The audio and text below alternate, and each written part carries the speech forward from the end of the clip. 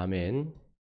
18장까지 주님께서 말씀하셨던 네 번째 강화에 대한 이야기를 나누었습니다. 하나님의 거룩한 공동체 안에서 관계를 어떻게 해야 하는가에 대한 이야기와 그 가운데서 어떤 행동을 하느냐에 따라서 이 사람이 큰 자다라는 말씀을 하시고, 이제 19장부터 20장까지는 본격적으로 19장 1절을 시작하시면서 이제 예수께서 이 말씀을 마치시고 갈릴리를 떠나 요단강 건너 유대 지경에 이르셨다라고 말씀하시면서 이제 본격적으로 주님이 어디를 향해 가신다라는 것을 우리에게 보여주고 있는가 하면 그분의 최종 목적지인 예루살렘을 향해서 가게 되신다라는 것을 우리에게 말씀해 주고 있습니다. 여러분, 예루살렘을 향해서 간다라는 것은 무엇을 뜻하는 것일까요? 주님은 세례 요한이 죽임을 당하고 나서 뒤로 물러나셨어요. 갈릴리 지경에서 계속해서 사역을 하셨습니다. 그러니까 주님과 예루살렘에 있었던 종교 지도자들이나 주님을 반대하는 사람이 같이 있을 수 있었습니다. 그러나 이제 주님은 더 이상 물러나지 아니하시고 본격적으로 예루살렘 성, 자신이 주인된 그 성으로 더 깊이 들어오신다, 직면하신다, 대면하신다, 이 말입니다. 이제 하나님 아버지께서 말씀하신 이제 주님이 오신 이유와 목적을 이루실 그때가 되었다라는 것을 이야기합니다. 뭐 겁나지 않습니까? 주님이, 우리도 주님 안에 있으면서도 주님과 우리가 이렇게 양립해 있을 수 있습니다. 그러나 하나님의 때가 되면 하나님이 우리 깊숙한 곳으로 들어오십니다. 그래서 결국 물러서지 않을 주님 앞에서 함께 주님을 대면해야 되는 때가 온다라는 말입니다. 결국 이 말씀은 그렇게 주님이 본격적으로 우리 삶 깊숙한 곳에 오셔서 그분의 뜻을 우리에게 관철시키시려고 하는 이 일은 결국은 배척당할 것이고 고난받으실 것이고 그분이 뭐 하실 것이라는 거예요. 십자가에서 죽으실 것이라는 것을 우리에게 보여주고 있습니다. 그래서 19장, 20장은 예루살렘으로 들어가시기 전 유대 지경에서 6개월 동안 있었던 사역을 우리에게 말씀하심과 동시에 이 문제의 시작이 바리새인들과의 결혼 문제로 시작됩니다. 자, 결혼 문제는 무엇을 나타냈던 겁니까? 항상 예수님 앞서 예수님의 길을 예비했던, 그래서 예수가 가셔야 될 길을 앞서 보여주었던 세례 요한이 죽임당했던 이유이기도 하고 가장 논쟁거리이기도 했던 이유입니다.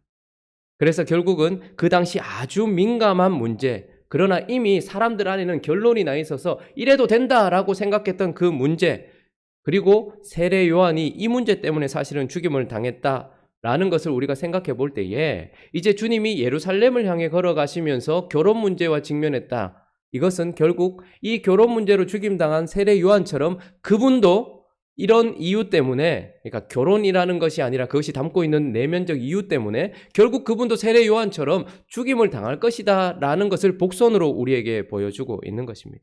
자, 그러면 이제 주님은 하나님의 백성들에게 멀리 떨어져서 그냥 나이스하게 우리가 같이 서 있을 수 있는 위치에 있지 않고 우리 속에 깊숙이 들어오셔서 우리를 대면하시고 직면하심으로 말미암아 결국은 예루살렘에서 죽임을 당하실 것입니다.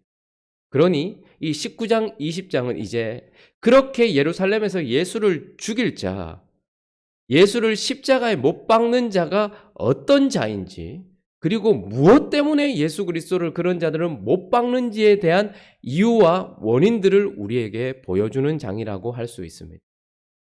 이런 사람, 그리고 이런 이유 때문에 결국 예수를 십자가에 못 박을 사람들이 누구인가를 우리에게 보여주는 본문이 바로 19장과 20장입니다. 그래서 오늘과 주일, 월요일까지 우리는 누가 십자가에 예수를 못 박는가에 대해서 살펴보게 될 것입니다. 오늘 본문에는 3절에 누가 등장합니까? 주어가 누구입니까? 바리새인들이 예수께 나왔다라고 이야기합니다. 자, 바리새인들은 어떤 사람들입니까? 전에도 한번 말씀드린 적이 있습니다. 바리새인들은 하나님의 말씀, 성경을 가지고 있는 자입니다. 그러나 바리새인들은 하나님의 말씀, 토라, 성경만 가지고 지키는 자들이 아니라 그 성경을 해석한 그들만의 전통, 랍비의 어떤 전통과 전승을 가지고 있는 해석한 내용을 가지고 있는 자들입니다. 그리고 그들은 그것을 지키는 것에 목숨을 거는 자들입니다. 그러니까 무슨 말입니까? 말씀이 없는 자가 아니에요. 성경이 없는 자가 아니에요. 그런데 그것을 해석하는 자기의 틀을 가지고 있는, 자기의 지식을 가지고 있는 자였고, 그 지식에 생명을 걸고 목숨을 거는 자들의 대표가 바로 바리새인들인 것입니다. 그러니 언제나 어떤 선입견을 가지고 있는 거예요. 어떤 무엇인가를 가지고 있는 거예요. 자, 그런 바리새인들이 이제 어떻게 합니까? 3절 한번 읽어볼까요? 시작. 바리새인들이 예수께 나와 그를 시험하여 이르되 사람이 어떤 이유가 있으면 그 아내를 버리는 것이 옳으니까. 지금 무엇입니까? 바리새인들이 결혼에 대해서, 이혼에 대해서 배우려고 온 것이 아니라 자기가 가지고 있는 생각을 가지고서 예수 앞에 와서 한번 들어보고, 내 생각과 맞으면 당신은 맞지만 내 생각과 다르면 틀렸다라고 말하기 위해서 서 있는 거예요. 그러니까 이미 뭐예요? 자기 안에 자기의 생각을 가지고 있는 자, 자기의 지식을 가지고 있는 자인 것이죠. 자, 그런 바리새인에게 주님이 이제 결혼이 무엇인지, 이혼이 무엇인지에 대해서 하나님의 뜻을 말씀하고 계십니다. 자, 4절부터 6절까지 다시 한번 읽어볼까요? 시작. 예수께서 대답하여 이르시되 사람을 지으시니가 본래 그들을 남자와 여자로 지으시고 말씀하시기를 그러므로 사람이 그 부모를 떠나서 아내에게 합하여 그 둘이 한 몸이 될지니라 하신 것을, 그런즉 이제 둘이 아니요 짝지어 주신 것을 사람이 나누지 못할지니라 하시니. 자, 지금 이제 하나님이 결혼이 무엇인지 예수 그리스도께서 말씀하시는데 4절에 보니까 사람을 지으신 이가 창조주께서 본래 그들을 뭐로요? 남자와 여자로 지으셨다, 이렇게 얘기합니다. 원어적인 의미는 남자 그리고 여자입니다. 이 말은 무슨 말일까요? 왜 굳이 이 말을 하실까요? 하나님이 제일 먼저 지으셨던 사람은 누구입니까? 아담입니다. 그리고 난 이후에 또한 하와를 지었어요. 근데 아담과 하와가 높낮이가 있습니까? 아담이 하와보다 높습니까? 더 나은 존재입니까? 모든 피조물 중에 사람이라고는 딱 한 명 있었습니다. 그런데 또 다른 똑같은 영광과 존귀와 권세와 어떤 형식을 가지고 있는 또 다른 사람 하나가 딱 서는 거예요. 그래서 이 하와를 창조해 내시기 전에 하나님이 뭐라고 얘기하셨습니까? 아담에게 사람이 독처하는 것이 좋지 못하니 라고 얘기하셨어요. 왜 독처하는 것이 좋지 못합니까? 오직 모든 피조물 중에 사람만 하나님의 형상을 담아서 뭘 하기 위해서 창조된 존재예요. 하나님을 드러내기 위해서 창조된 존재예요. 그러니까 삼위일체 하나님은 성부, 성자, 성령 모두 다른 위를 가지고 계시지만 일체라고 이야기하십니다. 성부가 성자보다 높습니까? 질서상으로는 위이지만 어떻습니까? 영광과 존귀와 모든 것이 동등하다 이야기하십니다. 그러니까 성부도 하나님이시고 성자도 하나님이신 거예요. 성령은 낮으십니까? 아니요. 성령도 하나님이시다, 이렇게 얘기하는. 그러니까 똑같은 본질을 가지고 있는, 그러나 서로 다른 위격이신 이분들이 어떻게 해요? 하나라는 거예요. 그러니까 이런 하나님, 그래서 이분을 사랑이시다 이렇게 얘기해요. 하나님은 사랑이시다. 다른 위격을 가지고 있는데도 불구하고 하나로 뭉쳐져서 서로 사랑하시는 하나님은 사랑이시라는 거예요. 그런 하나님을 드러내기 위해서는 한 명 가지고는 안 되는 거예요. 그리고 다른 존재 가지고는 안 되는 거예요. 아담이 코끼리하고 할 수 없는 거예요. 어떤 것도 드러낼 수 없는 거예요. 성부 하나님과 성자 하나님이 하나이시고 존재가 동일하신 것처럼, 본질이신 것처럼 아담하고 존재가 동일하고 본질이 같은 또 다른 아담인 하와를 지으셔서 하나님이 이 본질적으로 하나이신 것을 드러내시듯 아담과 하와도 서로 다르긴 하지만 본질적으로는 같아서 서로 사랑함으로 말미암아 하늘에 계신 하나님을 드러내기 위한 수단이 바로 결혼이라는 거예요. 제가 너무 어렵게 막 이야기했나? 무슨 말인지는 아시겠죠? 다 아는 이야기를 왜 이렇게 꼬아서 이야기하노? 이것이죠, 지금. 무슨 말인지 알겠죠? 서로 다른 게 아니란 말입니다. 남자가 여자보다 높은 게 아니에요. 성부가 성자보다 높은 게 아니에요. 같은 본질이에요. 그런데 희한하게 질서는 있는데 또 하나인 거예요. 그래서 그분을 사랑이라고 표현하는 거예요. 그래서 결혼이라는 것은 무엇입니까? 같은 본질을 가지고 있는 남자 그리고 여자를 하나님을 딱 닮았어요. 창조해서 서로 사랑함으로 말미암아 하나님을 드러내는 수단인 거예요. 그러니까 결혼만큼 신성한 것이 없는 거예요. 우리는 혼자 하나님을 드러낼 수 없어요. 왜 우리가 느헤미야서에서도 공동체를 얘기했을까요? 나 혼자 하나님 앞에 성전 짓고 사는 거 괜찮아요. 그런데 하나님의 목적은 그게 아니거든요. 똑같은 성도예요. 뭘 더 가지고 덜 가지고 그러나 본질적으로 똑같아요. 성도는 하나님 앞에서 직분이 다를 뿐이죠. 질서가 있을 뿐이죠. 그런데 이 사람들이 서로 사랑함으로 말미암아 하나님은 사랑이시다라는 것을 드러내는 것이 결혼이라는 공동체, 가정이라는 공동체고요. 그걸 영적으로 드러내는 것이 교회라는 영적인 가정인 공동체거든요. 그러니까 결혼은 하나님을 드러내는, 사랑이신 하나님을 드러내는 수단이, 이게 첫 번째 예수님께서 말씀하신 결혼에 대한 정의인 것입니다. 두 번째 5절에 보면 그렇기 때문에 사람이 그 부모를 떠나서 아내에게 합하여 그 둘이 한 몸이 될지니라 하시니라. 이제 둘이 아니요 한 몸이니 이렇게 이야기합니다. 자, 이 결혼은 또 어떤 의미를 가지고 있냐면 남자와 여자가 두 몸인데요. 희한하게 주님은 이게 합하여서 한 몸이 될지니라 이렇게 얘기해요. 원어적인 의미는 악교풀로 붙였다는 거예요. 여러분 악교풀 아시죠? 악교풀로 이렇게 종이를 딱 붙이면 어떻게 됩니까? 이 붙은 종이를 뜯어내려고 하면, 다시 갈라내려고 하면 어떻게 될까요? 반드시 찢어지게 되어 있습니다.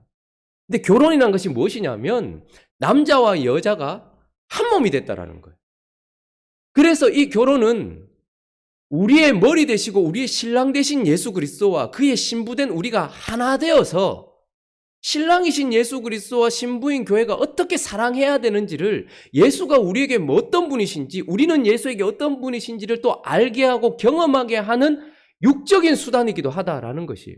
그러니까 예수 그리스도는 우리의 신랑이시고 우리는 그분의 신부거든요. 그런데 이런 영적인 그분과의 사랑을 우리가 쉽게 알 수 있는 수단이 무엇이냐면 결혼이라는 거예요.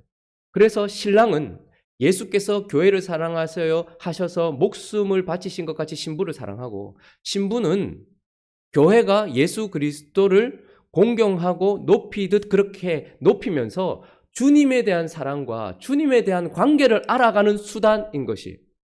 자, 그렇기 때문에 결론적으로는 하나님이 짝지어 주신 것을 사람이 나누지 못한다는 거예요. 이거는 나눌 수 없다라는 거예요. 그러니까 죄가 있기 전 만들어진 하나님의 의도가 있는 가장 신성한 제도가 바로 결혼이라는 것입니다. 그래서 이 나누지 못할 것이라는 이 말씀 때문에 예수 그리스도는 가늠했음에도 불구하고, 하나님을 버렸음에도 불구하고 하나님께서 갈라놓지 못한다라고 말했던 그 언약 백성인 우리를 버리지 않고 지금까지도 붙들어 주시는 거예요. 우리의 신랑이요, 신부인 우리가 하나님 버렸잖아요. 우리는 신랑 버렸어요. 그런데 아버지가 뭐라 말씀하신 거예요? 하나님이 짝지어 놓으신 것을 사람이 나누지 못한다라고 얘기했어요.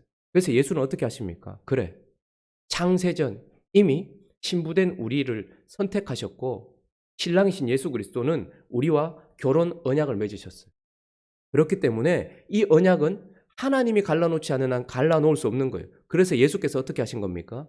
이 언약을 지키기 위하여서 이 땅에 오셨고 결국은 우리를 끝까지 붙들어 주신 하나님 예수 그리스도, 신랑이신 예수 그리스도의 사랑을 보여주기 위한 수단이기도 한 것이 바로 결혼이라는 거예요. 그러니까 나눌 수 있습니까? 없습니까? 나눌 수 있습니까? 없습니까? 그러면 신랑이신 예수 그리스도가 우리 나눠도 됩니까? 생각해 보십시오. 내가 좋으냐 싫으냐의 문제가 아닌 거예요. 나는 마음이 너무 어려워서 이 여자하고 갈라서겠다라고 얘기하지만, 그렇다면 똑같은 이유로 예수께서 난 도저히 너 못 받아주겠다. 야, 나 도저히 너 용납이 안 된다. 나도 할 만큼 했다. 그만하자 하고 예수께서 만약에 우리에게서 갈라지신다면, 이혼 증서를 써주고 우리에게 갈라지신다면 여러분 용납 가능하시겠습니까? 그러니 하나님이 짝지어 놓으신 것을 가를 수 없는 것이 바로 이런 이유라는 말입니다. 이것은 죄가 있기 전 하나님께서 목적하셨던 거예요. 자, 그런데 이렇게 결혼이 무엇인지를 지금 혹시 지금 제 설교를 들으면서 마음이 어려우신 분들도 있을 겁니다. 지금 뭐 영상을 통해서 들으신 분도 있을 거니까요. 이혼을 하신 분들도 있습니다. 어떡하겠습니까? 이미 그렇게 한 것을 어떡하겠습니까? 그런 분들은 어떻게 해야 될까요? 하나님이 목적하신 것을 떠났다면 거기에 대해서 회개를 하시면 되겠죠. 끝까지 주장하면서 나는 어쩔 수 없었다라고 말하지 않고 회개하시면 됩니다. 그리고 지금 이루어놓은 공동체가, 지금 이루어놓은 그 사랑이 하나님 앞에 아름답게 되기 위하여 축복기도 하면서 끊임없이 하나님 앞에 먼저 회개하고 그 다음에 이 결혼 생활과 그리고 다른 생활들에 대해서 하나님이 받아달라고 우리가 은혜를 구하면 됩니다. 근데 지금은 이 결혼에 대한 원래 의미를 먼저 이야기하고 있는 것이니까 마음을 닫지 말고 들으시기 바랍니다. 그랬을 때에 이제 바리새인들이, 지금 결혼 문제를 제가 얘기하는 게 아닙니다. 바리새인들이 어떻게 얘기합니까? 그들은 7절에 바로 딱 이야기합니다. 이것에 대하여서 딱 이야기했는데 7절을 바로 7절 읽어볼까요? 시작. 여짜오되 그러면 어찌하여 모세는 이혼 증서를 주어 버리라 명하였나이까? 라고 이야기하면서 딱 받아들이잖아요. 왜요? 자기가 가지고 있는 지식이 있어요. 자기가 가지고 있는 결혼관이 있는 거예요. 그런데 놀랍게도 창조주이시고 결혼을 제정하신 분이 오셔서 결혼이 뭔지 그리고 이혼이 합당치 않다라고 말함에도 불구하고 그들이 받아들이지 않는 그 근본이 무엇인가 하면 그 근원이 무엇인가 하면 모세는 이라고 이야기하면서 하나님의 말씀을 들이대는 거예요. 신명기 24장 1절부터 4절까지를 딱 들이대는 거예요. 모세는 이렇게 명했지 않습니까? 라고 이야기하는 거예요. 그러니까 그들의 머릿속에는 뭐가 있냐면 남자 그리고 여자가 아니라 남자 아래 여자인 거예요. 왜요? 그 당시에 사람들은 남자는요. 자기 마음대로 아내를 버릴 수 있다라고 생각했던 기준 속에 있었거든요. 우리나라도 마찬가지였습니다. 여자가 남자를 많이 거드린다. 이거는 우리나라에서 용납이 안 됐어요. 그러나 남자가 뭐 자식을 아들을 못 낳았다라든지 아니면 뭐 음식을 못 한다라든지 성격이 뭐 같다라든지 그런 이유로 다른 아내를 맞아들일 수 있는 것이 당연한 생각이었어요. 남자 그리고 여자가 아니었단 말입니다. 그런데 그들은 여전히 하나님의 말씀을 딱 들이대면서 남자 아래 여자라고 이야기를 하고 나뉠 수 없다라고 얘기하는데 나뉠 수 있다라고 이야기하는 근거가 뭐냐니까 신명기 24장 1절부터 4절까지 모세가 명했지 않습니까? 이렇게 이야기를 하고 있는 것입니다. 거기에 대해서 또 예수께서 어떻게 말씀하십니까? 예수께서 이르시되 모세가 너희 마음의 완악함 때문에 아내 버림을 허락하였다. 자, 원래는 그렇지 않다라고 얘기하면서 죄가 없었을 때에는 반드시 하나님의 창조 목적대로 결혼에 대하여서 이혼에 대해서 생각해야 되지만 근데 죄가 우리 안에 들어왔잖아요. 그러니까 사람들이 이 죄로 말미암아서 아내를 심지어는요. 이 자료들에 보면 술 취한 상태에서 아내를 내쫓아 버려요.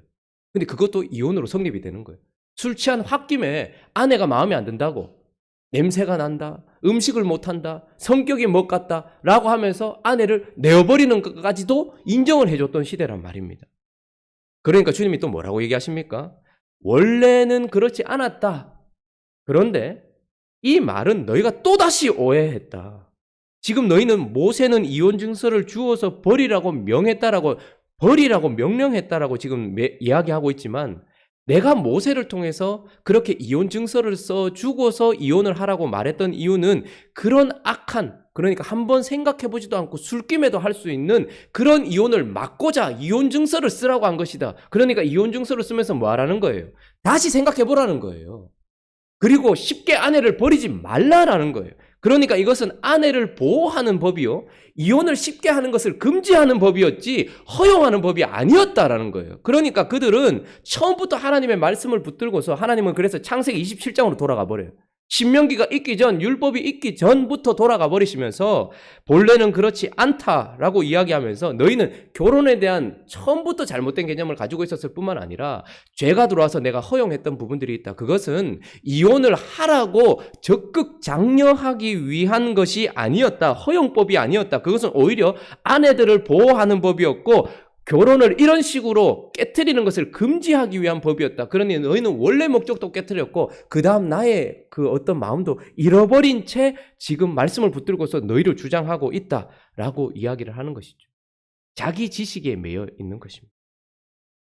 자, 그래서 주님은 물러나지 않으십니다. 8절 보니까 예수께서 이르시되 모세가 너희 마음의 완악함 때문에 아내 버림을 허락하였거니와 본래는 그렇지 아니하니라 라고 딱 못 박아 버리시는 것이죠. 그래서 그들의 잘못된 지식, 그러나 그들이 끝까지 주장하고 있는 자기 지식과 그리고 그것을 고집하는 그 고집 앞에 주님이 직면하십니다. 자, 그러니 이것은 결혼이라는 것을 가지고서 비단 결혼의 문제, 이혼의 문제만이 아니라 어떤 선입견과 자기의 지식을 가지고 있는 자가 자기의 생각과 다른 주장을 하며 우리의 삶을 바꾸시려고 할 뿐만 아니라 원래 목적으로 돌이키려고 하는 예수 그리스도와 직면했을 때 나타나는 현상을 말하고 있는 것입니다. 가장 보편적이었고 또 가장 이슈가 되었던 결혼 문제를 가지고서 그렇게 하는 거예요. 그러니 주님은 죄가 들어와서 우리에게 허용했던 부분도 있지만 지금 이제 십자가의 보혈의 피와 그분의 구원하심으로 말미암아서 뭘 하려고 하시는 거예요? 다시 원래 목적으로 돌이키시려고 예루살렘으로 들어가는 것입니다. 그런데 그 원래로 돌아가지 않으려고 하는 첫 번째 직면하게 되는 부류가 어떤 사람이냐면 바리새인들이었어요. 자기 지식을 가지고서 하나님의 말씀을 자기가 가지고 있는 해석 틀을 가지고서 하나님 앞에 서서 재단해보고 자기에게 맞지 않으면 버려버릴 뿐만 아니라 결국은 예수를 죽이느냐 아니면 내가 죽느냐 둘 중에 하나인 것입니다. 그래서 누가 십자가에 예수를 못 박는 것입니까? 하나님의 뜻과 상관없이 자기 지식을 가지고서 그것을 깨트리지 않고 끝까지 고집하는 자가 결국은 예수를 십자가에 못 박을 것이다. 여러분 설교를 하다 보면요. 제가 잘못 느끼는 걸 수도 있지만 느껴지는 게 있습니다. 말씀이 쑥 들어가는 느낌이 있을 때도 있고요. 어떨 때는 확 튕겨나가는 느낌이 있을 때도 있고요. 어떨 때는 딱 잡고 있다라는 느낌이 있을 때도 있고 또 어떨 때는 그것 때문에 고민하고 있다라는 느낌이 들 때도 있어요. 우리는 늘 예배 후에는 밝은 얼굴로 웃기를 바라죠. 그러나 신앙생활을 하다 보면 주님이 갈릴리 변방에만 계시지 않습니다. 우리 삶의 변방에만 계시지 않고 중심 예루살렘으로 쑥 들어오셔서 너 그거 틀렸어 라고 이야기를 해요. 오늘 제가 이혼에 대한 결혼에 대한 이야기를 하면서 많은 분들이 지금 공동체 안에도 결혼하셔서 이혼하신 분들도 있고 재혼을 하신 분들도 있습니다. 자, 그러면 어떻게 해야 되나? 어떻게 해야 될까요? 주님이 지금 이 말씀을 하시는 이유는 뭘까요? 다시 이 가정 깨고 이렇게 하고 저렇게 하고 이걸 말씀하시는 것일까요? 아니요. 네 생각을 깨트리라는 거예요. 네가 처음에 이혼했을 때 만약에 하나님의 말씀대로 이혼하지 않았다면 그러나 그것이 잘못되었다는 걸 인정해야 되는 거예요. 네 생각을 깨트리면 돼요. 그리고 뭐죠? 지금 이미 이루어진 이 공동체를 어떻게 해야 되겠습니까? 하나님, 내가 잘못된 생각, 나의 지식에 의하여 나의 경험에 의해서 결정해서 지금 여기 왔는데 그러나 용서해 주셔서 잘못됐다는 걸 알았습니다. 그러나 지금 시작한 이것을 하나님께 축복해 주셔서 내 삶에 다시 은혜를 달라고 그렇게 기도하시면 됩니다. 근데 끝까지 아니 나는 그렇게 할 수밖에 없었어. 이것 자체가 잘못됐다는 말입니다.